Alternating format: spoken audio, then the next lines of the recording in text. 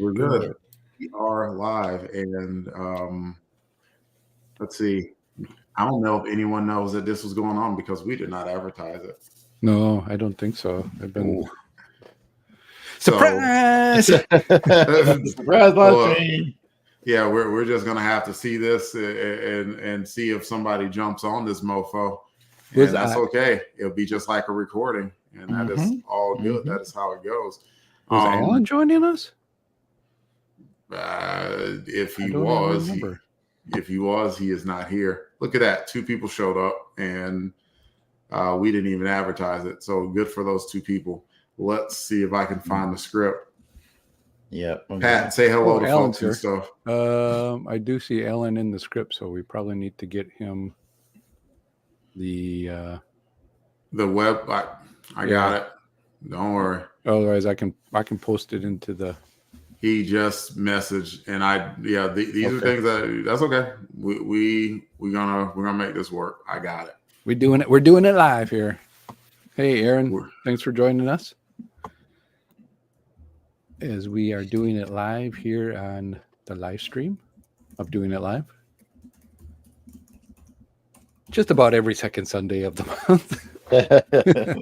Sometimes it's a surprise. Those second Sundays sneak up on me sometimes. They do. They actually do. Like, what? Is it already? Did we just do one? We have a few others watching as well. So if you can, join us in the chat. Yeah, we have. Gavin is doing his thing. I did the hook up. Nah, don't worry. I got it. I'm pretty sure we got everything set up now. Folks who are watching this, you have no idea sometimes how things are done on the fly, and things are put together with we're flying an airplane or we're building an airplane as we're flying it with bobby pins and some Elmer's glue going on. Delvin, where's this engine go? We got the bombs loaded. Engine? What the heck's an engine? Oh man, woo! So yeah, if you happen to be watching this on Twitter or YouTube, welcome. Find that Twitter feed and share it, since we didn't. we didn't share the thing, but that's okay. Welcome to whatever number of Doing It live stream this is. I don't know. 61. 5 years in 1 month. Nice. Wow. There we go. All right. We're getting this thing going, and as you might realize, normally on this Do It live stream, Jared's the one that's running it, but Jared is off. Hold on. I will quote, because I asked him, I was like, I'm doing the show, right? And he's like, I think so. And he says, and this is a direct quote, I'm off making dozens and dozens of dollars at a con. And then showed a gif of Scrooge McDuck diving into the money pile and spitting out gold coins. So, so which con? Do you know which con that Jared's at? I think he's at the Daleville one this weekend. Okay, so back to hometown, good old Delville, Alabama. Because I saw him posting some things on Instagram and said it was at the Delville con. So nice. Okay, cool. Good old Delville con. You don't pronounce Dale with a long A sound. It's more like Del, D-E-L-L. Sorry about that. It's been a long time since I've lived in. I know. I'm saying it not just for you, Jason, but for everybody else. It's like as soon as like the D starts, then everything else just kind of goes on. It's like Delville. So you skip the A and just go right to the L. Pretty much, yes. I see. I need to know that as a guy that can speak multiple languages and very fluently. And Southern sometimes is a different language. Like you got to know how to sometimes your tongue just dies, and you don't go Dale. It's Dale. The thing I remember is there's no plural for cents. It's like it's 50 cent, 20 cent, $1.37. And much like Aaron Head Moss says, it's a silent A. It's a silent S. On the sense. It's there. You just don't see it. So yeah, Jared's normally here.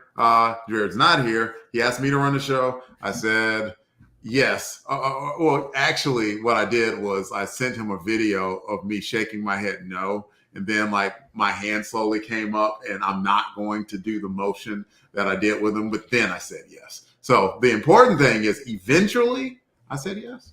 So that's it.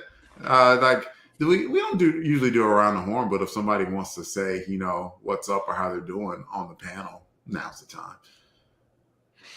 I'm still alive.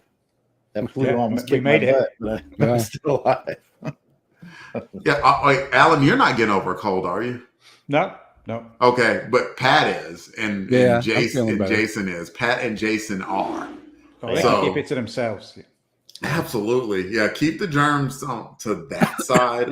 Just off down. Yeah. No. I wouldn't have wished this flu on my worst enemy, let alone Oh wait, it's three of my good might friends. Get a virus. I might spread a virus now. Yeah. But what I am going to have to ask one of you gentlemen to do, Pat or Jason, preferably, is to go to YouTube and see who all is commenting, because we got 7 watchers, and we normally do a draw at the end of these things for Crusaders Club and those watchers. So we might need somebody to write down those people. Normally that's my job, but I'm hosting today, so I have to defer it to someone else. I never was able to figure out how to get I can do it. I can do it to YouTube. So all I see is what's in the little chat over here. Yeah. So nice delegation skills there, Delvin. Nice delegation skills. Once upon a time, Alan, I led men. That was a thing that they expected me to do and paid money for me to do it. Results may vary on how good or bad I did. But I did do it. We do have a lot of watchers out there. So go ahead, please get into the chat somewhere, whether on Facebook, we got some watching in the X. Go ahead and join us there on some Facebook, too, and YouTube. So come and join us in the chats everywhere. Yeah. Yes. Right now, I'm only seeing Aaron. Yes, come join us in the chat. Like you comment, you got a chance to win a prize, and we like giving prizes away. And Jared, he's not here, but I can vouch for him. He loves asking me for the money, which I graciously give without complaint. And then he goes ahead and gives like those gifts to people. So that's fantastic. It's a good system. It really is. It is. I keep the money. He asks me for the money. I always graciously say, yes, Jared, absolutely. You can get the money. And then he gives it out. And Jared's not here to say otherwise. So as far as I know, that's completely true. All right. We will have people commenting eventually on the YouTube. Thank you for watching along. Please like and subscribe. And I guess we can go ahead and get started unless any of the gents have any. Pat, I do have a question for you. Are you able to play the commercial? You know what? Yeah, if you want to just stall for a few more minutes here while I can get that figured out. Okay. I can definitely do that. Yeah. Okay. Pat's doing that, and I have to stall for a few minutes. I can stall for a few minutes. I've had a busy day so far. Like, it was one of those I knew was going to be cutting it close, and I'm very happy about my time management skills, actually. I had every second Sunday now, there's an extra class that I am participating in for jiu-jitsu, is like for brown belts and black belts. And it starts at 2:00 and it ends about 3:30. And so from 3:30, I had not yet watched this Zorro episode. So I started watching it driving home, watched a little bit of it in the driveway at home, and then timed it so that I got my jiu-jitsu gi like in the washer. And as it was ending, I watched the commercial, then jumped quickly in the shower, took a very quick shower, had my water filled up beforehand, and rushed upstairs to get it done. I am very proud that I got this taken care of in the time. And you lost an hour today too. So, I mean. And we lost an hour today. So, all right. Pat's got the commercial ready. Let me go back to everybody here. There we go. Pat's got the commercial ready. Smooth like that. I'm smooth like that. Smooth like that. Alan is staying on mute. Hey, Matt Passo is in the chat. Hi, Matt. Thank you for being in the chat. 21 people right now are watching. So On 21 people. That's amazing. Yeah, somebody in the X. You're watching out on the X. Go into the chat and say hello to us in the chat. Yes, please go into the comment and chat. Yeah, we do want to see if it's working. But you know what? While we're doing that, we have a show that I'm going to be ad-libbing on because that script, Jared normally hosts it. So I'm going to have to do a little bit of tap dancing. It's okay. I got my soft shoe going, so I'm good. Everybody's muted. And we are going to start the show now. Hello and welcome to episode 83 of Saturday Matinee Theater, brought to you by your friends at the Long Box Crusade. We're here in Casa de Vega in our recording studio set up in one of the many unused rooms of the Vega home. I am not your normal host, Jared Albrecht, the Yard Tale artist. He is out for today. I am Delvin the Dark Williams, and Jared had me written in the script cleverly as the evil land baron himself, J.A. Marsden. So it kind of makes sense. I have taken over Casa de Vega. If you would see me, like there's a sub caption under it says laughs in Spanish. And trust me, you don't want to know like what that laugh is. It is sinister, I'm telling you. Anyway, joining me is the Phillips to the James. That's Pat Sampson, aka DJ Christatos. How are you feeling today, loyal friend Christatos? Hey, Delvin, I am glad to be here. I just got the golf clubs moved over, picked up all those balls that I dropped. So I think I'm doing all right. I came here first, but I wanted to get things scoped out since this is our first time in, Casa de Vega here, where we're kind of hanging out. And, me and my, my entrepreneur, Dave, we've been doing our selling stuff. We first started selling stuff, our pipes at 221B. Yeah. Then we were up in space on Mongo, with the short shorts emporium that we had. Yes. Yeah. And then we were in the Gotham City, and we were selling fake IDs. Mm-hmm. We had a fake ID going on, and now we just recently in Gotham, we were just recently being able to take over like an old fun house, kind of a ride that we found got abandoned, so we're able to take that over now.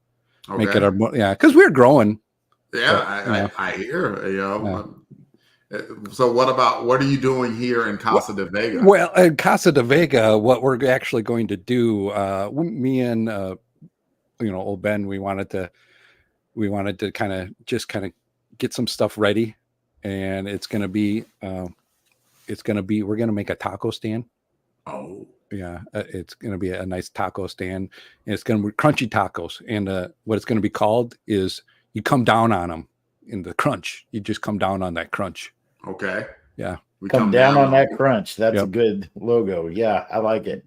Mm-hmm. I suggest I'm not in your criminal enterprise, your business. I am not in your business, but it's Mexico.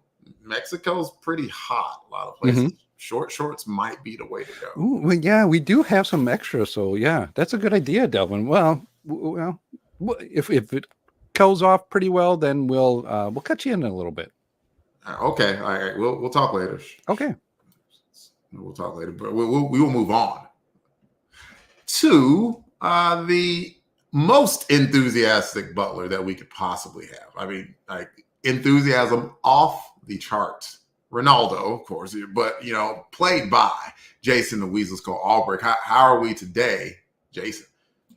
Oh, we are just great. Everything's coming together. Delvin, I'm gonna need about $1,500 of Patreon funds.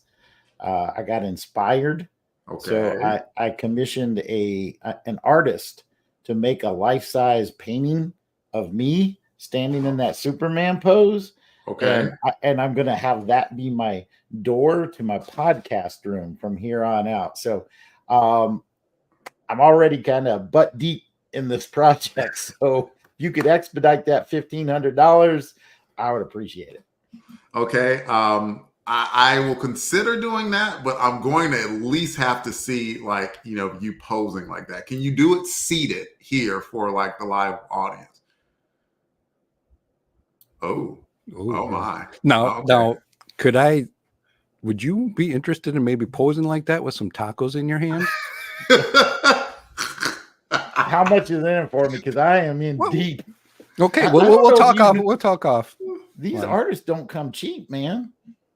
I mean, he already said he was in it, to a part of him that he's rather attached to. So, I mean, like he might have to grab a hold of a few tacos real quick. But nevertheless, I will let you guys, talk in quiet. We also have to introduce, like after you've been on the show about 17 times, you're not really a host. You're more like that plucky recurring guest that everyone, you come into the door and everyone's like, woo, yeah, ow. And that's who he is at this point. The regular recurring guest. His name is Alan J. Porter. Welcome back to the show, Alan. Thank you, Delvin. Thank you. So after you guys had me on the last Batman show, I thought as Batman was clear and done, I'd go and poke around in the Bat's cave under Wayne Manor there, and some dudes put a horse in it. Yeah, I don't understand what's going on there. I mean, there's a horse and gourds with the Z on them, and there's some weird shit going down in those caves, I'll tell you. I tell you what, the sense of timing, by the way, of Zorro and that horse, impeccable. If that horse moved 2 feet forward or to the right, he is in for a bumpy ride. So we'll figure out what that horse is all about. And it may have had something to do with Batman too, as we well know. Welcome to the show, Alan. I don't have to introduce myself because I already did that. Oh, we're supposed to ask everyone.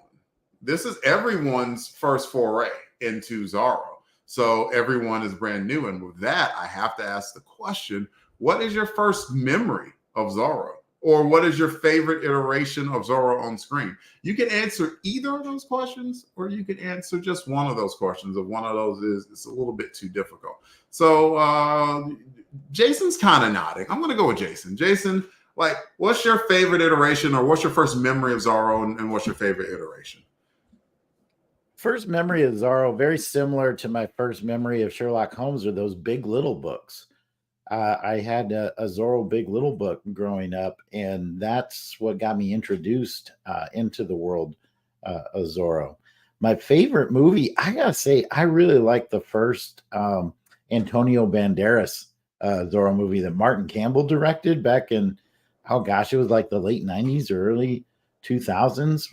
I thought that was so cool. It came at a time when, there was a lot of computer generated effects were just all over the place, and just to see the practical effects and the stunts in that movie, that still holds up to me today. I really like that Antonio Banderas led Zorro movie with Catherine Zeta-Jones. So Antonio Banderas did both Zorro and Desperado.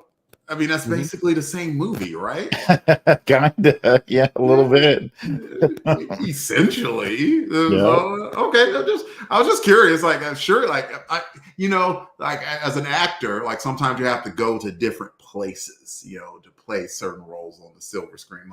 He had to just go to the exact same place, to do both movies. Probably did that for Puss in Boots too. Wait a minute. I know my motivation. All right, Pat, same questions. What's your favorite iteration? What was your first memory of Zorro? Boy, it's probably some books, some older of the TV series. There was a TV series with this later on.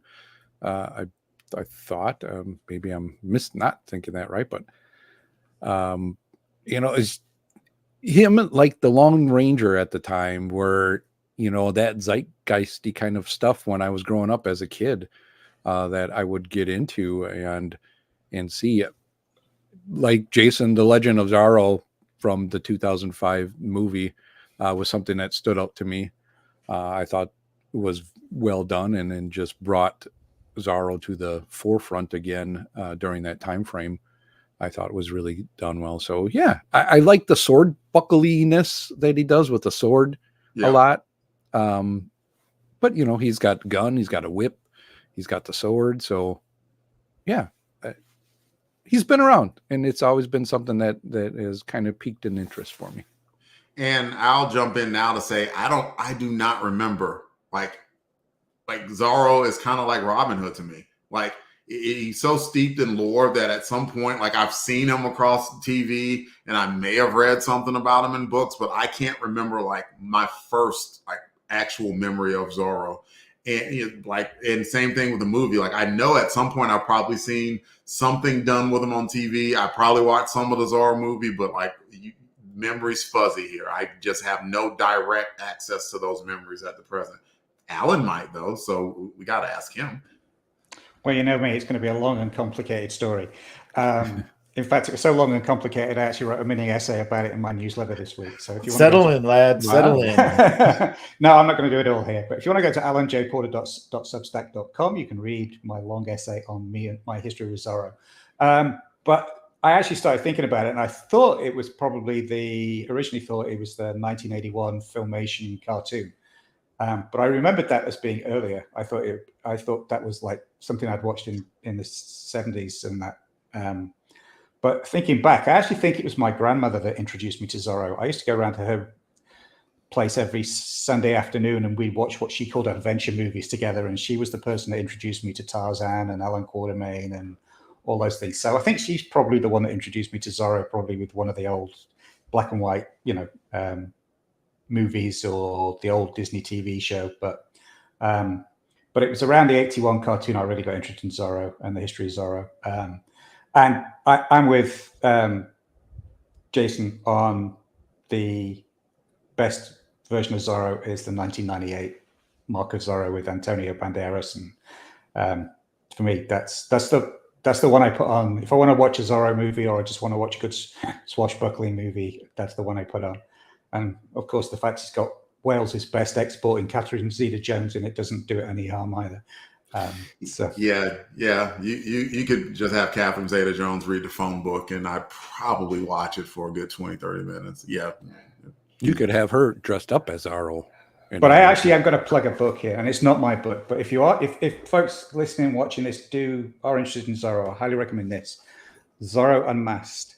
It's the official history of Zorro by Sandra Curtis, and it came out just around the same time as that movie in 1998. It goes right up to the beginnings, the making of the first Antonio Banderas movie. So if you can find a copy, I found this one secondhand, but it's a really good book about the history of Zorro. Actually, has several pages about this particular serial in here as well. So. Alan, unrelated question. You wouldn't happen to have a pseudonym, would you? What you mean? It's Sandra Curtis? Yeah. Shucks, you found me out. Aha, there you go. The investigative questions, I dig here, and sometimes I find some things out. You know what? Like, you might not know what this show is about, though. So Pat, the generous man that he is, he's going to tell you. Well, Delvin, I am glad you asked. All right, guys, buckle in. This is the first time I'm reading this one, so if I don't get the names right. Hold on a second. All right. Saturday Matinee Theater is a retro review show brought to you by the Longbox Crusade, where we'll be taking you back to the past with some potentially overlooked retro awesomeness in the realm of television, movie serials, or films. Basically, if it's vintage and it's kind of forgotten, we're going to dig it up. On this episode, we'll begin our dive into 1937's Zorro serial, Zorro Rides Again. In 1937, Zorro serial was produced by Sol C. Siegel.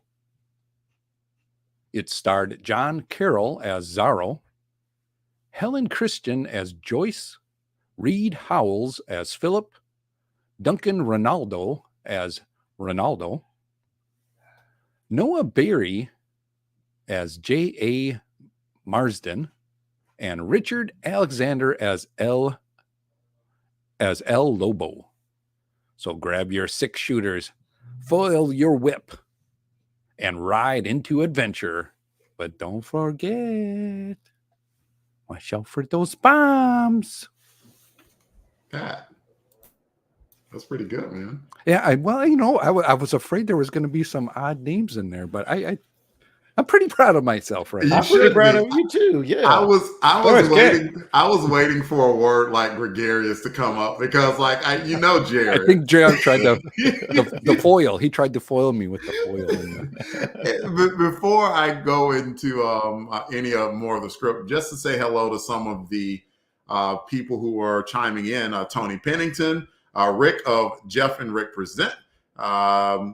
Let's see, Doom Mega as well. I know Doom Mega from Twitter feed, and he jumped on YouTube just to shout us out, and really appreciate that.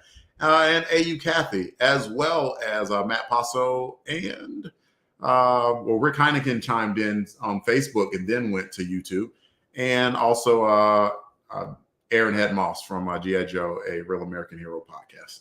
So thank y'all to everybody for coming in and just dropping by and saying hello and listening to us. And with that, we will continue. Let's see. Hey, Jason, do you want to read the episode info for me? Sure, I can do that. Okay, just letting you know, we hadn't gotten there yet, but we will be after this segment. Okay. All right, starting back in 3, 2, and 1. Before we hand it over to Jason for this episode's info, let's take a look, or in this case, a listen, to a commercial that would have been playing at the time this episode was released back in 1937. This will help us get in the right time frame of mind, if you will, and transport us back to the 30s. For this episode's commercial retro rewind, we have his master's voice radios. All right, there we go. I think I got it. Let me see if you guys can hear this. Here we go.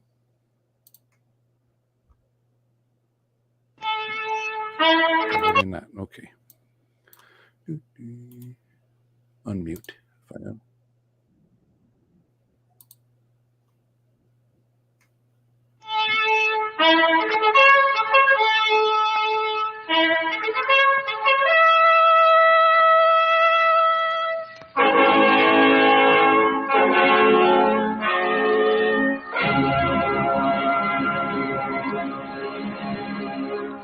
Now comes the news that every radio listener's been hoping to hear. Now you can hear every program in your own home with such fidelity, clarity, and perfection of tone as you would expect only in the studio itself. His master's voice achieved. Hold on. See, this is why we don't do it live anymore. Hold on. I got to get rid of that. There we go. Keeps it for you with their new 1937 true-to-life radio receivers, picked only in the studio itself. His master's voice achieves it for you with their new 1937 true-to-life radio receivers. Booming echoes, discordant reverberations are totally eliminated. Ask the local distributor. His shop is distinguished by the world-famous His Master's Voice trademark, which appears on his window. He'll explain the many exclusive features of their new receivers. The large edge-lit dial, which makes tuning in a pleasure, will delight you with its legibility. It's easy to read, easy to follow. The cabinets are superb, beautifully designed and constructed, prices are low, and values greater than ever. Prepare yourself for a new radio thrill. See and hear the new 1937 His Master's Voice true-to-life radio receivers without delay.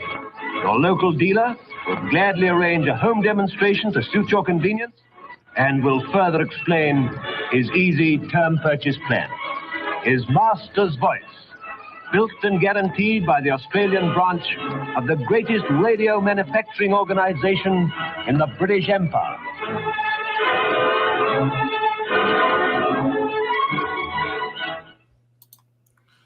So that was the commercial. Alan, I know you can say something about this. What do you think about this commercial? That commercial stirred the blood. I'm going to go out and get my Union Jack and hang it outside the house, as this is the last bastion of the British Empire, with His Majesty's Voice radio set booming out Land of Hope and Glory, rid of all distortion, just as the way it should have been. No Yankees involved in creation at all. Yeah. Yeah. I must admit, considering that was actually an advert for Australia, I love the fact that it's still a BBC received pronunciation British guy doing the commercial for an Australian product. But they obviously don't trust those colonials to actually deliver their own radio commercials. It's so interesting. All like hearing, that side of nationalism. I'm so used, of course, to being in the States, hearing American nationalism, but to hear British nationalism makes me smile because obviously every country has their source of pride. So thank you for that, Alan. We will pass it to Pat. Pat, what did you think about the radio commercial there? The radio commercial about radios. The radio commercial about radios. Yes. I thought it was really cool to hear something about a radio. And I wasn't sure where this radio was from until they mentioned, towards the end that it was, from British Columbia there. And I was like really cool. I was like, was that around? Is that what they called it? The Her Majesty's. Wait, was it British Columbia? No, Australia. Australia. Which is just like the other side of the world, Pat. I think we need some geography lessons here. Yeah, you know me. I don't know anything. So yeah, His Majesty's Voice is HMV, which is still around. It's a big electronics. Well, not electronics so much these days. It's more from records and music store and record labels and a big chain of music stores.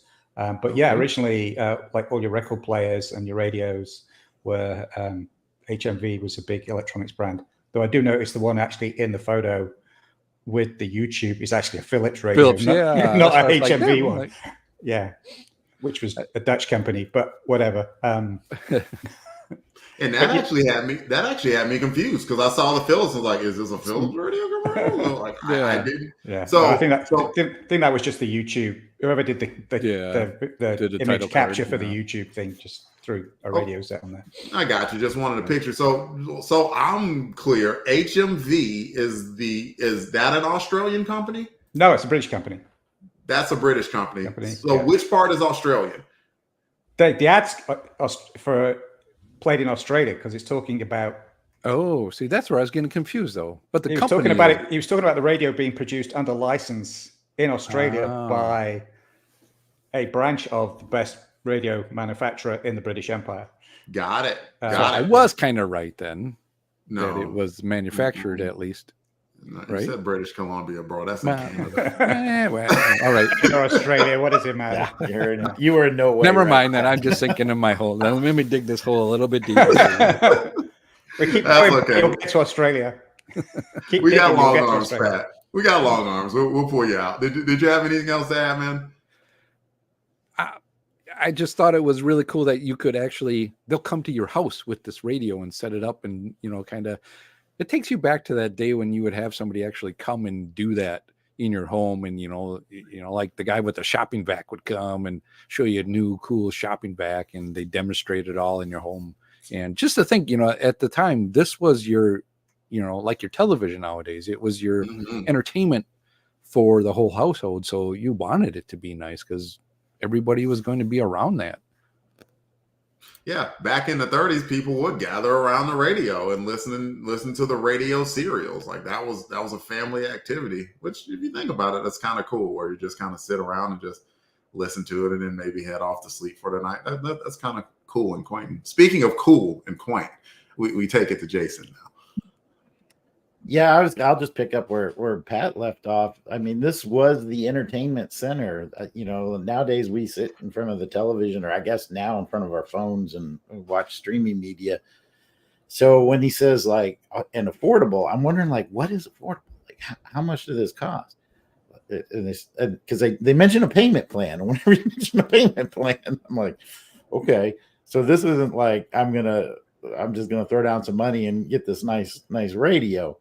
So I got to thinking about you remember like when we were young and we had our 42-inch televisions that weighed about as much as a minibus. There were the two TVs, You could be buried in it when when you died. Use it as a coffin afterward.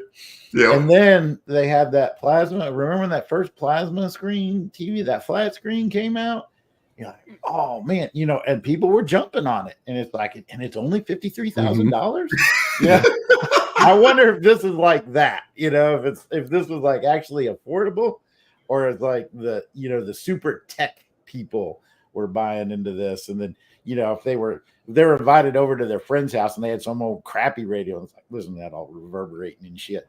We need to go back to my house so we can listen to some quality radio program. Got the HMV over here. You hear that sound? You hear that sound? No crackles. There are no crackles at all. Yeah. It's like when we went to the Yeti instead of our Coke mics. It's just like upgrading.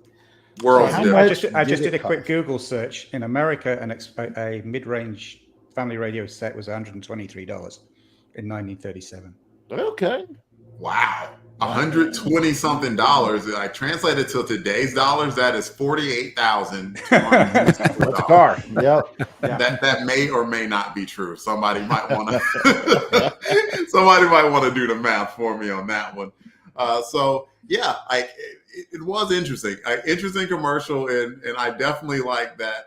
Like if you think about it, that's kind of how technology goes, though. Where I am constantly reminded. Jared and I had a communications class, and the guy who taught it was a dude named Dr. Carr. And Dr. Carr, he had that Southern accent. He wouldn't say wireless; he'd say wireless. But that man had some really good advice for 1997, 98 or so. And one of those pieces of advice was you always skip a technology or iteration of a technology. Like, if iPhone 15 comes out and then like 3 weeks later, they're coming out with iPhone 15.2 and this is the new sleek thing. No, skip a generation, go to the next one. And because it's too expensive to stay on the cutting edge of technology. That said, I bet that somebody has one of those HMV radios from back in 1937 and that son of a gun still plays today. I would put money on it because it's not like a radio has a whole bunch of like complex parts. It's really just a transistor or two. I guarantee you. No transistors, not in 1937. No? No, it'd be tubes. Tubes, yeah. Yeah, it's all tubes. Yeah. See, educate me. I guarantee you someone still has one of those things. Oh, I'm sure. Today. Yeah, tubes are come back in with a lot of audio file folks. They give you a much better sound than transistors. So. See, and if for no other reason, those things might be so heavy that nobody wants to move them. Well, yeah. All right. So, let's see. Script. All right. There we go. Now that we are in our 1930s mindset, here's Jason with the episode info. All right. Thank you, Delvin. Chapter 1 was titled Death from the Sky. It was released, or at least it's estimated it was released because the records of this have been a little bit lost in time, but around October 16th, 1937. It was directed by William Whitney and John English. The writers were Frank Adrian, Morgan Cox, Barry Shipman, John Randall, and Ronald Davidson. It guest starred Nigel de Bruler as Don Manuel Vega. As a reminder, all 12 episodes are available on YouTube, and we highly encourage you to watch the episode before proceeding with this podcast because, well, number one, it's just more fun that way. And I'm going to guess that Delvin is going to give you a synopsis about this episode, and then we're going to discuss it. Delvin's going to give you a synopsis about this episode, and we're going to discuss it. So there are probably some spoilers that are heading your way. So again, if you haven't watched this episode, we recommend that you pause here, go check it out on YouTube, and then come back to join our discussion. This is about 17 minutes per episode, and most of them are, but this first one is a little bit longer. It's still not a big demand. It's about a half hour, this first episode. So that's about the time commitment you're looking at if you want to watch before continuing with this podcast. For those of you who are watching along with us, we'd love to hear your insights. And don't forget to comment about the show on Twitter/X using the hashtag I'm following Zorro. Pat. Hashtag I'm following Zorro. There, I just did hashtag. Alan. I'm following Zorro. Fearless leader. Hashtag I'm following Zorro. Jason. Hashtag I'm following Zorro. And with that, let's go ahead and turn it back over to Delvin so he can give you this episode summary. And I am about to do that, but like just everybody, I don't know why. And I'm over the moon ecstatic about it. We have 55 people right now watching us. That's insane. I'm sorry. We forgot to advertise the show. We forgot to advertise the show. More people than ever are watching it. So we're never advertising a show again. That would be it. But to all who are watching, thank you. Thank you very much for watching. Hopefully you're entertained some way. By all means, make sure that you are putting your name in the chat, particularly on YouTube and I don't know who. Put it on X. We can see it here. Twitter or X, and we can take names down, and we're going to pull a name at the end, and somebody's going to win a prize. And before I start the summary, Doc Strange came in and said hello. What's up, Billy? I hope that you're doing well, man. And let me start with the plot summary. For a 30-minute intro episode, this one is surprisingly easy to recap. J.A. Marsden is an evil land baron who uses the rough skills of Brad, El Lobo, Dache to strong-arm folks out of their land. Marsden's sights are currently set on the New California Yucatan Railroad, owned by Don Manuel Vega and Joyce and Philip Andrews. When El Lobo and his gang begin terrorizing the railroad sites, Don Vega prays that the spirit of his multi-generational family hero, Zorro, will save them. His prayers are answered when his nephew James arrives. James may seem like an aloof playboy, but as the great-grandson of the original Zorro, he has taken on the mantle of the Dark Fox and begins pushing back against Marsden's strong-arm tactics. He wins a few fistfights. Jared puts in quotes to let the crew express their shock and pleasure at anyone winning fistfight. So go ahead, like here, come off mute and give me some sound of surprise. Go ahead. Alan, you're welcome to do so as well. Thank you. Thank you very much. And acquits himself in a railway shootout. But again, the crew can express their shock or pleasure here if they choose to. Go ahead. Victory! Victory! It's so weird that the hero wins. I know. As Zorro defends a moving train, Marsden brings in air support, and his men begin to drop bombs from a plane on the train. Will Zorro, Joyce, and Philip survive? I guess we'll have to wait until the next chapter to find out. So we're going to go over some highs and lows, y'all. And we will start with it. We can start with Alan. I was going to say our guest. Technically, we've already gone through this. But since the script past being a guest. Yeah. Since the script demands it, Alan, please go first with a high or a low.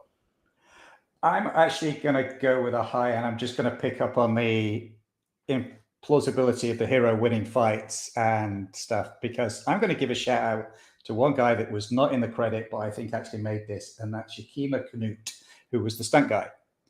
And if you are a student of movies, you may know that again, because he went on to be the stunt guy for John Wayne and John Ford on movies such as Stagecoach. And he's the guy who developed the very famous stunt where you go underneath a moving stagecoach that they then ripped off in Raiders of the Lost Ark many years later. And this serial apparently... It was an homage, Alan. It was an homage. This serial apparently is where he started to develop a lot of his stunt skills. Was actually working on this first Zorro serial for Republic, and then worked on all their other movie serials, doing all the stunt development work for. Clearly did not work on Batman. And actually, he's on screen in the Zorro outfit way more than John Carroll is, which is part of the reasons that the guy had Zorro has the full-length mask, is so you're not seeing the actor's face, because it's a stunt guy most of the time. Who's doing the voice then? John Carroll is. Okay, so they're doing the voiceover. Yeah. But but most of the time you see Zorro, it's not actually John Carroll, it's Canute. And I thought the stunt work, I'll get into what I thought of it generally later, but I thought the stunt work was pretty damn good for 1937. And knowing what he developed later on, you can sort of see the seeds of that in it. So he was my big shout out. I had to go look it up when I was watching it as to who did the stunt work, and that's who it was. So. Nice. We have a comment from Jared Albrecht, the yard sale artist, that says, Alan stealing future fun facts. I haven't even gotten into that point in the script, so I haven't even looked at any of the fun facts yet. So, well, Jared should be on the show, and then he could stop me. Yeah. Instead of swanning off to some convention. It's not like we haven't had Alan on before and he would go into facts like that. Jared's at his booth right now, frantically looking for new fun facts to update. I will read the old fun facts and just reiterate what Alan said. But like I came across here. Hey, that was my standout. Sorry. Hey, I was super impressed. Like I was like, I know there's a reason we have you on the show. You know, besides just being a good person. But yeah, like these fun facts that you drop on us are always wanted and needed. We will pass it off to Pat. Pat, what high or low or what do you have for the first round? Well, I wasn't really knowing what to expect with this one because we've done a few other serials so far, and this one I'm thinking it's kind of a slow burn on this one, right? It was moving a little bit slow in the beginning, and then we got into a little bit of action. And then we went into the second half, I guess, because this is a more of an extended episode. Yeah. I like that song in the middle, that they sang, the Zorro song. It was pretty fun. Yeah, it made me think real quick, Pat, that I was like, should Pat bring out like a lute or something? Well, I was trying to figure out what I could bring like to do something, but maybe I'll get the guitar out next time and get my acoustic out. Do you have a mandolin? No, I don't have a mandolin. Oh. I'm not even a mandolin myself, so I'm just a wuss, so I don't have one at all. We'll help you out on that, Pat. Yeah. Keep going. Yeah, but if you want to, you can subscribe for just $1 a month to patreon.com at Longbox Crusade. Help build my mandolin fund, and we can get that, and maybe I can get a cool horse that we all can ride around the LBC. You jump from a mandolin to a horse, Pat. I'm dreaming big. And don't forget tacos. You should. Where's my painting? We got to get my painting done. Tacos, painting. Focus, people. Focus. Pat, do you have anything else on that high or low? I'll come back the next round. Okay. I appreciate you doing that because like it even says in the script now. Like, did you see the script that Jared, was like poking fun at you? You should go read that. While you read that, Jason, give us a high or low, please. I thought that John Carroll did a really good job, playing that kind of aloofness, that ineptitude, that his alter ego demands. I got to tell you, like at first when I saw it, I was like, is there somebody else that we don't know about that's actually Zorro? This guy, really? And just the way he played it was really cool. I liked it when he was riding the horse and fell off the horse, and they're like, well, we're never going to see that horse again. But the horse knew to go back to the lair, and then he's back up on the horse. And when he treated his the butler, his friend and butler that way, like he was just a hired hand and was dissing him, I was like, oh, what a jerk.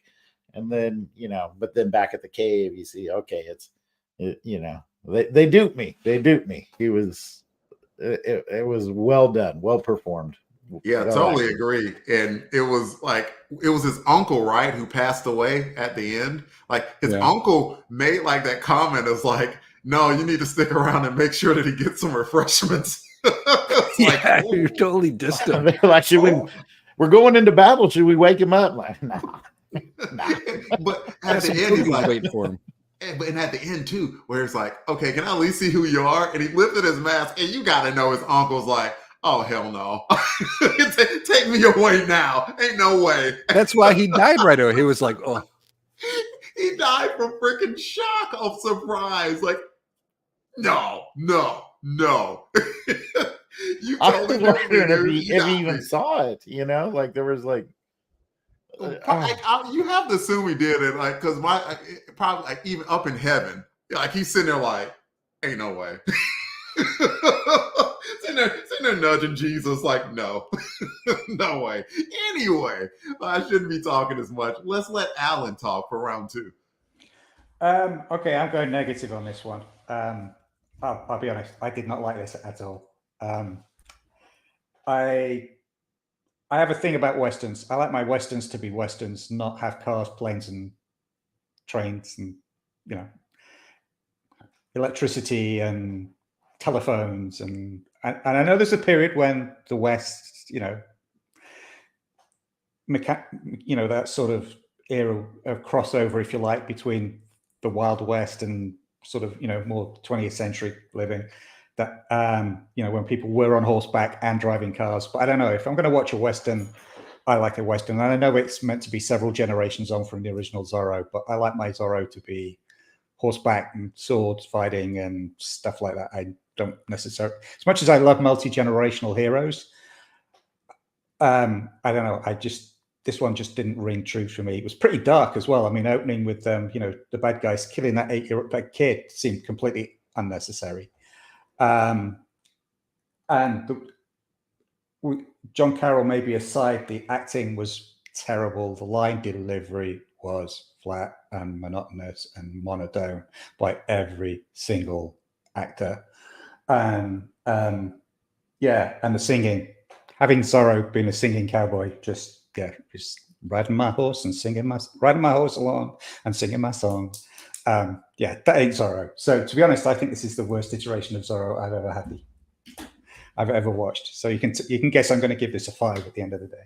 And no sword. How can you do Zorro and him not have a sword? Yeah, I was wondering that too. I'm like, where's the sword? So yeah, a lot of I got a big long list of negatives. I'll shut up now because that was my positive was the stunts, and then I have a big long list of negatives. Well, I kind of had a question based off of that because when I was watching it, I just assumed this was like set in the West, like maybe early 1900s. But that car looked like 1930s. I mean, right, whether it was meant to be, and then that contemporary. plane looked like it had to be like 1930s as well. So I'm like, when is this taking but the place? trains were too old to be 90. Right, the trains are old, but the cars and the planes are like current era. So I will admit that like more than the car, like the plane did surprise me. Like it was like, dang, like why weren't y'all just bombing trains and stuff to start with? Why bother with the cowboys? Just go with air support, man. If you got bombs and money to drop it, but it's interesting because like since I don't have as much experience with Zorro, then I didn't know that. Kathy in the comments said something, Alan, that you can comment on if you wish. He's like, I guess Alan and I would disagree on Zorro the Gay Blade. Oh, I love Zorro the Gay Blade. Zorro the Gay Blade is awesome because they're playing it for fun and pastiche, and it's they're having a great time with it. It's a great movie. Oh, okay. Hearing your perspective on it, it doesn't plus me or minus me on this one, Alan, because like I have like zip experience when it comes to Zorro. So like it was okay with me, even though I'll admit the plane threw me off a little bit, but like everything else, I don't know. Yeah, so. I just have it with Westerns in general. If I sit down and want to watch what I believe to be a Western, I want it to be a Western. And I don't necessarily like it when you get more modern stuff in. I mean, there should have been one shot of whiskey, right? Yeah. We will pass it to Pat. I'll shut up now. No, you're good, Alan. Pat, go for it. Are you passing the shot of whiskey to me or later? Like we usually don't drink on. Well, we're still working on our getting our liquor license for our Dave and I's taco stand. So we're growing. Little cantina we're gonna have. It'll be fun. But I was wondering the same thing with Alan. That was kind of one of my is like, where's the sword in this one? I want some sword play on this one. There was some gunplay, and the gunplay was all right. I mean, it just showed him standing there, boom, boom, boom, boom, and that was about it.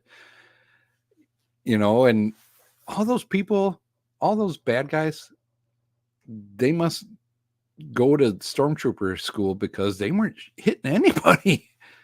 You got them surrounded and you're not hitting it. They drove a car in to, and you couldn't. I figured the old man was going to die, but I thought maybe that Philip was going to die too. But I mean, the bad guys hit the uncle, so that's one kill. Yeah, they did get, And hey, I'm so used to the good guys being the ones that are missing again. I don't mind the bad guys being inept. Like, heck, you two love Star Wars. I don't know where you stand on Star Wars, Alan. Are you like, you're a lover of Star Wars? Yeah, I enjoy Star Wars. Yeah. So like, we got 3 lovers of Star Wars, and those stormtroopers still have yet to even singe one of them with like the heroes. So I'm used to the bad guys being inept, but not the good guys. They took care of Uncle Owen and Aunt Beru, though. Really quick, just a comment from the well-received Peanut Gallery. Jeff and Rick present says, okay, I remember watching this as a kid. I have a vivid memory from the 3rd episode, but I really thought it was something different. I cannot figure out why Zorro would be around on an elevator. So looks like a couple of people also just had a little bit of conflict with the modern technology. It's making me smile because this is 1937, carry the one that was 87 years ago. So it's funny hearing like, us today talk about like, we don't like the modern technology from something that was made in 1937. Jason, you're about to comment. Well, I number one, I'm going to jump on the bandwagon and say, how are you going to have a Zorro movie without a sword? That was something that I felt as well. And I suppose if it's going to be a period piece, I guess you could make that work. I mean, you could probably tell a good story current day and have Zorro return with today's technology and everything. But I mean, you have to have certain key elements, and the sword is just one of them. You can't just abandon the sword. I don't think. I guess I will say for a second high though, I did like the secret passageway, and I was like, "Oh, goody, goody!" When he opens that painting, so that tickled my tummy feathers. I'm a sucker for the secret passageway and the little secret location. And then when we saw Ray the horse in there and all the cool stuff, I was like, "Yeah, that's fun." Another comment very quickly. Tony Pennington just said, as the son of man from Mexico, Zorro the Gay Blade was not well received by Jesus Montez. So we got some dissension about Zorro the Gay Blade. But he says, but the old man wouldn't shut up about Welsh-born Catherine Zeta-Jones and Zorro, one of the few DVDs he bought. I'm just going to hope that it was because of the cinematic quality of the movie. We can continue, but Pat, go ahead. I do want to say I kind of get what's happening here. We have to remember that it's called The Return of Zorro. So obviously, as we know from the picture, there was a previous Zorro. Maybe he was more gunslinging and sword swashbuckling a little bit more and didn't have all the other future technology like the cars and all that. So I can kind of get behind that a little bit. I do like the Zorro with the sword and, the guns, but yeah, I kind of understand what they're doing here, bringing it more into an updated version of it. Like, here's the next generation of Zorro and how is he going to deal with this newer technology? Yeah, this is just another one of those times, man. It makes me smile because like my absolute newness, my virginity on this is like paying off for me because I just watched it with absolute clear eyes. I had nothing jading me as far as like watching Antonio Banderas's Zorro or anything of that like fact. So like it's all new to me, but it's interesting hearing the other perspectives as well. I feel very similar to how I felt when I started watching the James Bond movies for the first time, because as I learned, people have very strong opinions about James Bond and the movies. So it follows that somebody that's even more legendary as far as like length of time that they've been around in Zorro would have even more of a passionate following following of how that goes. So I like it. Before I go to fun facts, does anyone have any other comments that they want to make about the show? I'm actually just going to pick up on what Jared said. Sorry, Jason. What Jason said about a modern Zorro. Yeah, I could take a contemporary Zorro set in a contemporary modern environment. I think that would be cool, and I'm sure it's probably been done. I think my problem here is the mix. If they'd done a 1937 Zorro in Los Angeles, dealing, a bit like the Phantom movie was set in and around 1930s LA for a large proportion of it, and that worked. They took him out of the jungle, put him in LA for a part of the movie. I think that worked, but here I think it was just not. It wasn't one thing or the other. So I think that was my thing. Plus the bad acting, the bad special effects. Did you notice, by the way, in that first train sequence when they're chasing the bad guys are chasing the train, you can hear gunfire, but none of the guys on horseback are actually firing their guns. Right? Yeah, I did notice that. Yeah. Some of them, somebody had like a shotgun or something. Yeah, but then he was using it as a club because I went back and watched it again just to make sure. Yeah. So, but I just had a lot of problems with it. Of which the technology was a large part, but it wasn't the only thing. I could see a contemporary Zorro working really well. So. Gotcha. Pat, Jason, anything before I go to fun facts? Pat's nodding. I'm good. Of course you're good, Jason. You're always good. And we will move on to fun facts. Fact number 1, John Carroll does all of his own singing in the serial. Good for John. And fact 2, Carroll worked regularly in Hollywood until his service in World War II, where he was a pilot in North Africa, where he crashed and broke his back. But ever the warrior, he healed up and returned to acting until the until the 1970s. So John Carroll, even though he had a stunt double and everything going on, my dude was tough. And he was a veteran. And probably wish he had that stunt double in African World War II. Probably. That sounds terrifying, to crash a plane and break your back. So, hey, thank you to John Carroll for his service in WW2.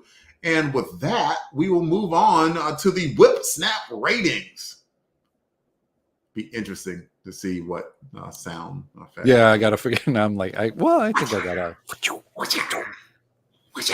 Anyway, I had too much fun with that. 5 means that you loved it. 4 means it was very good. 3 means it was good. 2 just okay, and 1 you did not like it.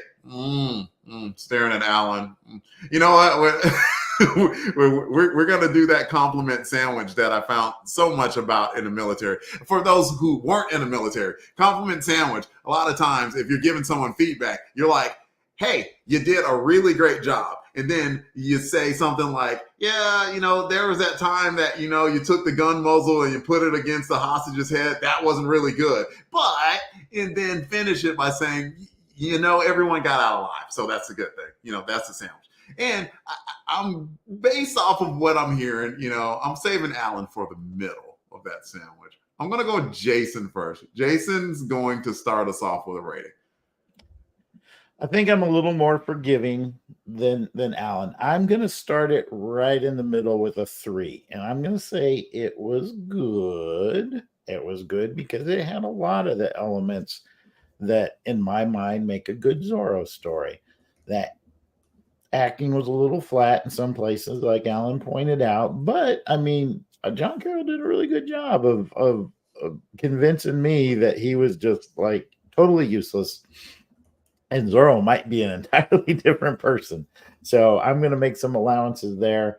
Miss the sword like we talked about, but I am interested to see how the story progresses. So let's just start with a 3 and we'll go from there. We have a 3, and let's see. Surely, Alan, surely you're going to match. No, I'm kidding. Give it whatever rating that you need, sir. You're up. I'm actually just going to come down 1 score. I'm going to give it a 2. I could have given it a 1, but I'm going to give it a 2 for the stunt work, John Carroll, and one thing I did like, I don't know if you guys noticed in the opening credits, where they actually told you who all the actors were in Zorro. They did not give Zorro just got his own credit as Zorro. Yeah. Which I thought was yes. Which I thought was pretty cool. So those three reasons bumped me up to a 2. So Yeah, because you're just saying there's some things that you like maybe like the crux of it you weren't a big fan of, but there were things that you it had a few high points. Yeah, awesome. Pat. Well, I kind of feel a little bit like Alan. There were some things that was missing, and I kind of feel this way because we're just loving Robin Hood right now. Man, just Robin Hood is great. Batman, it was all right, but I was there for the fun stuff of it. And watching this Zorro one, I couldn't find a lot of fun stuff in this one, but maybe it might be, and it might get down the road. So I'm willing to just give it to even right now at a 3, that it was good. I'm hoping for some sword action. There better be some sword action pretty soon. Otherwise my score may get a little bit lower at this time. Yeah. I'm looking for a little bit more out of this one. I guess I am tainted by Robin Hood right now. So I guess I'm the positive guy. I'm not used to doing that like so often. So, I'm going to peacock around a little bit, I'll give it a 4. Like, I thought it was fine, but again, I'm coming in with absolutely clear eyes. I had no expectation as to what or who Zorro was, other than, the black suited hero. And I didn't know about the rapier. Yes. And everything. So, but that's okay. Like, I don't know whether swordplay is going to come into the 4 for the next 11 or not. And it seems like with 12 episodes, they're going to get pretty much in and out of the action for the most part. I hope to see it because I like that there was a decent amount of action. I like that there was an unassuming hero that turned out to be a pretty good ass kicker. I always like my heroes to do that. And I like that. Like, he said to his uncle, like, you will be avenged. And they immediately showed a montage of him going after all the men. Like, yeah, and I meant it. Like, I am going to put you guys in the ground for what you did to my uncle. So I liked it. And so I'll set a relatively high bar at a 4, and we'll see where it goes from there. Maybe it goes down to 3 and 2 level. Maybe it goes up to 5. I'm not sure yet. And also we have to find like a Zorro version of the Bold Outlaw. So somebody can fill us in on all Zorro knowledge, because I'd love to know some more of that inside baseball. And the Bold Fox. Yeah, like there has to be one, right? There has to be. There's somebody that's going to listen to this and be like, oh my God, they're covering Zorro. Yes, from all my dreams. There has to be. Pat, were you going to say something real quick before I went on in the script? I was just going to say, I'm surprised, Delvin, that you are actually at a 4. Usually, it's the typical Delvin where I'm going to start the bar low when there's going to be something high. So I like that. Maybe I like that you can be Maybe I was just happy that Zorro won some fights, and I'm like, ooh, heroes can do that. I'm so used to Batman. I'm hurt, Pat. I have PTSD. He not only won some fights, like with with El Lobo, he did like a DDT off the rope.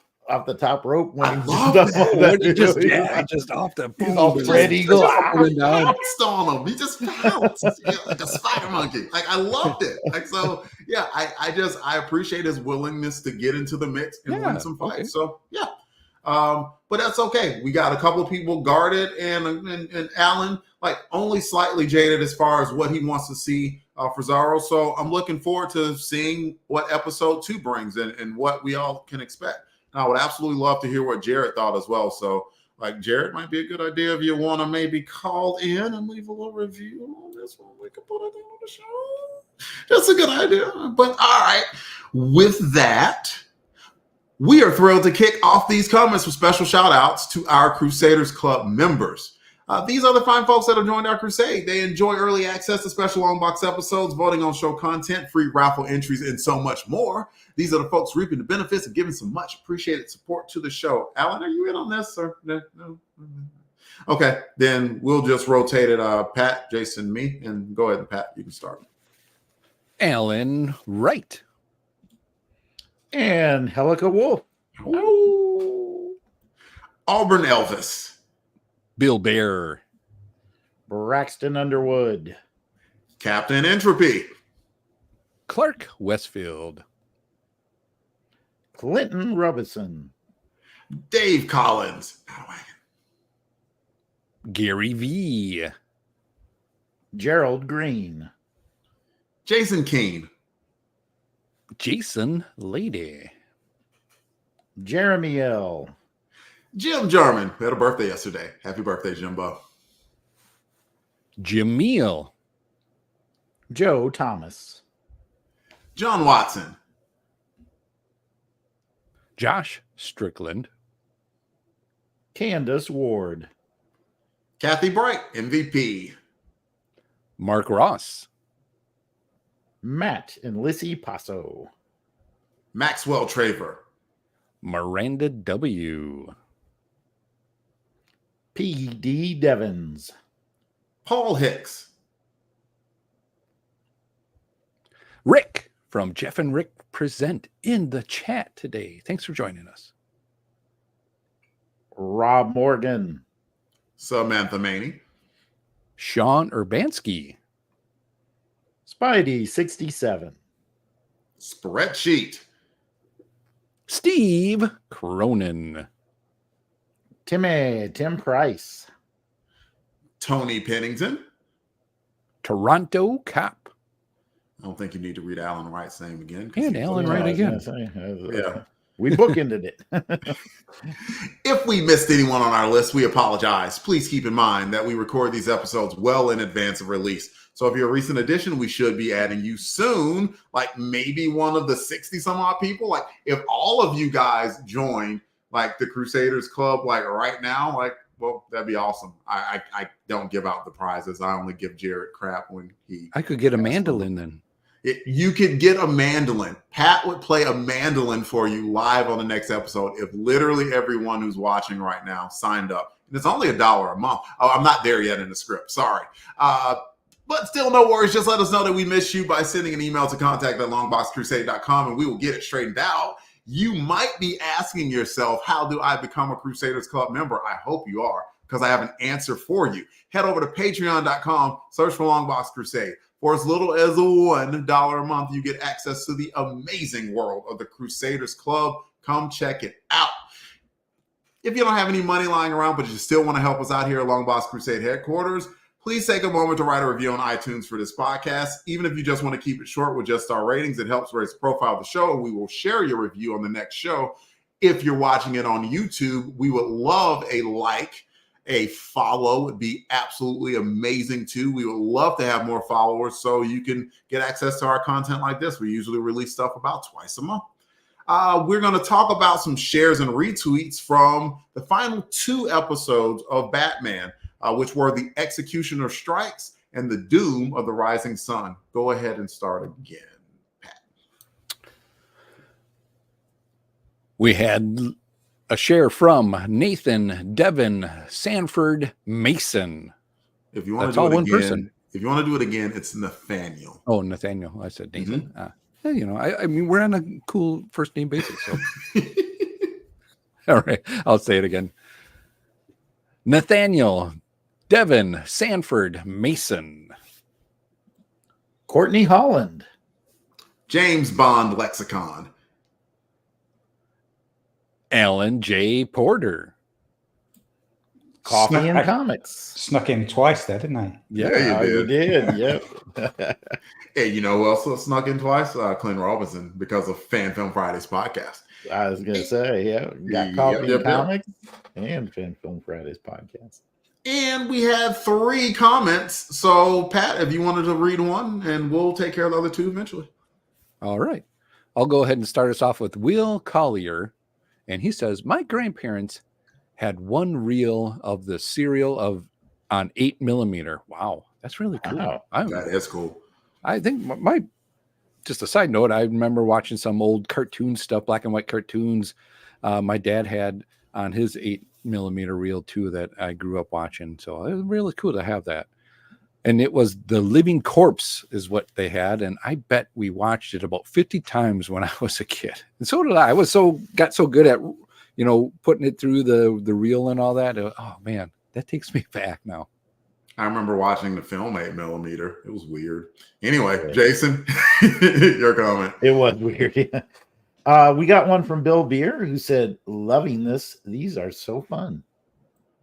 Thank you for that, Bill. And I had one from, it looks like Lloyd Klein.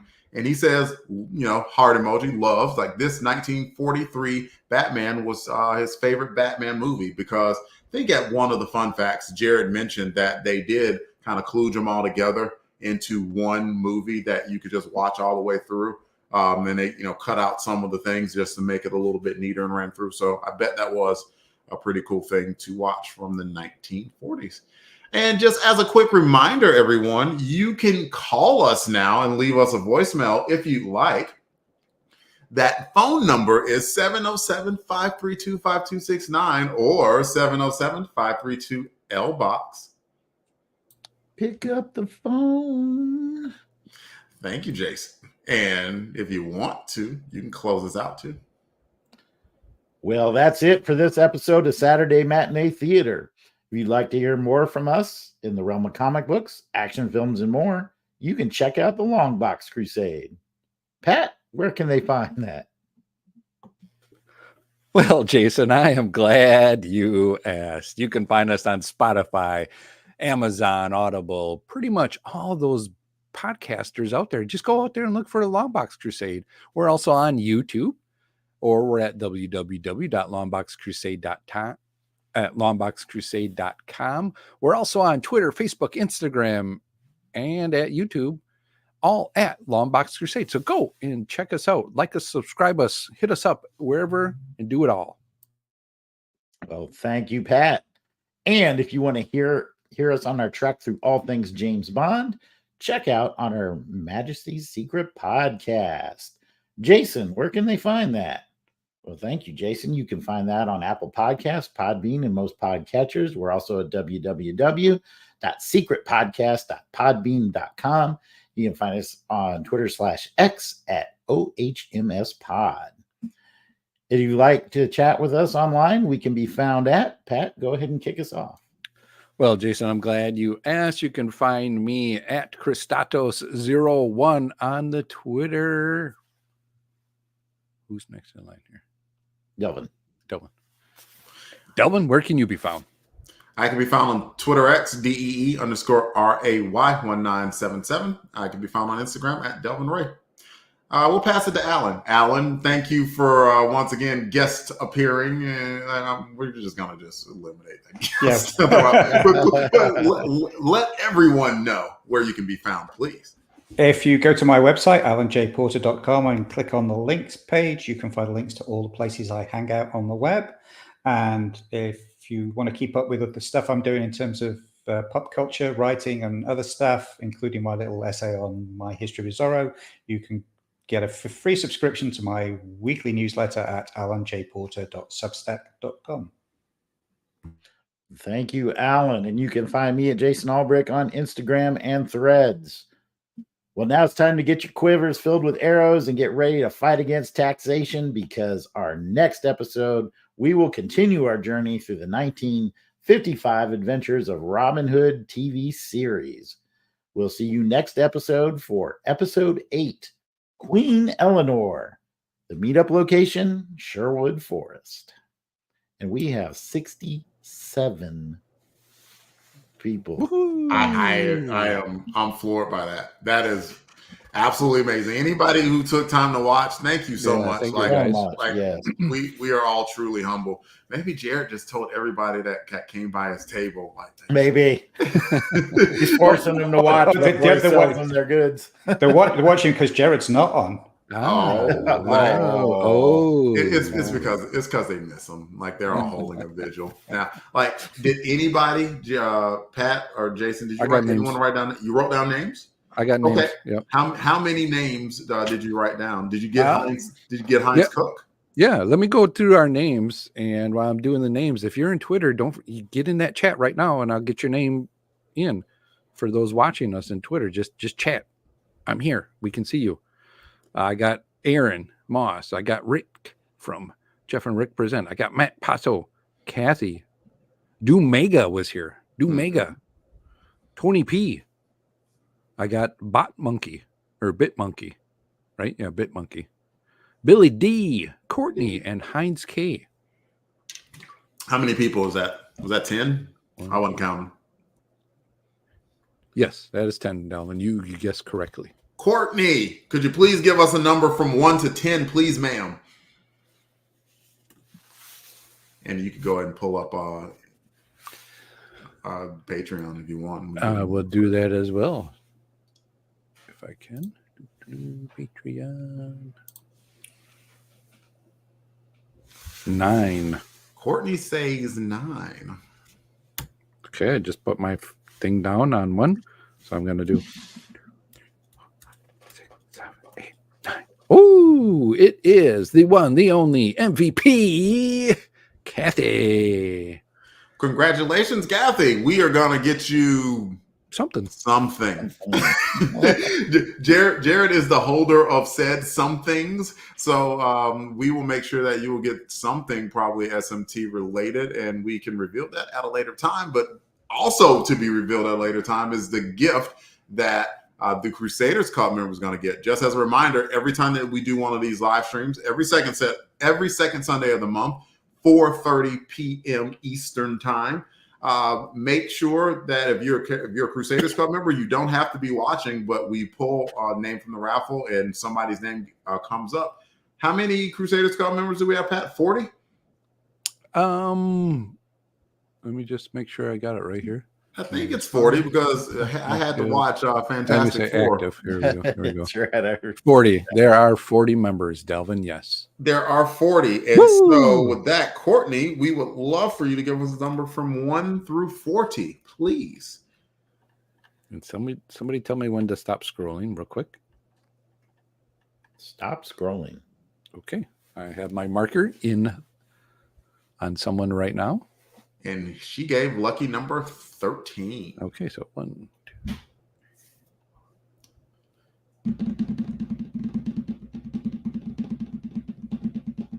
13 is Timmy. Timmy Price. Tim Price. Hey, congratulations to Tim. Every now and again, Tim will drop his presence with us, but we missed him this time, so we miss you, Tim. Hopefully we can see you next time. But with that, I don't have anything else, Pat. Well, I can just mention very quick. Let's see. I will do a Jared-ism and bring up the calendar. I know on Wednesday we have Come Out to Play. We are going to be back broadcasting live on YouTube at 8 o'clock on Tuesday, 8 o'clock Eastern, where we're talking New Warriors 37. It's kind of going to be a sad one. If you see the cover, our boy Rage is not going through a good time, and his grandmother going through an even worse time. So we are going to be doing that later on for this week. So we'd love to have all 74 people who are viewing right now back on Tuesday checking us out again, where Jared and I do Come Out to Play. That would be awesome if we could even match those numbers. But if not, we still going to be recording it. So, and you can always watch it again later on YouTube. And we also release it via podcast form. So I think that is it, everybody. Thank you so much for coming and listening along. And we will see you next month. I'll go ahead and do the in-stream thing. Everybody else, act frozen.